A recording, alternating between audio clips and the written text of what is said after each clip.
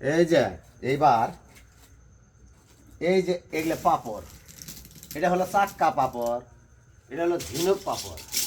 এই পাপড় দিয়ে কত সুন্দর তেল দিয়ে ভাজি চিনি দিয়ে খাইলে পরে এক গালে দিলে আরেক গালে কসর মসর করে খাওয়া যায়, অনেক টেস্ট লাগে। আবার এটা দিয়ে এই যে পাপড়, এই পাপড় দিয়ে মেলা উপকারও করা যায়, উপকারও পাওয়া যায়।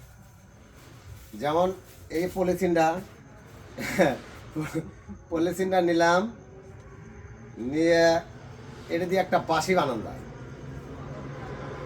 আল্লাহ ভরসা, এটা বাঁশি দিয়ে আবার গানও গাওয়া যায়। এই যে বাঁশি দিয়ে একটা গান গাইতে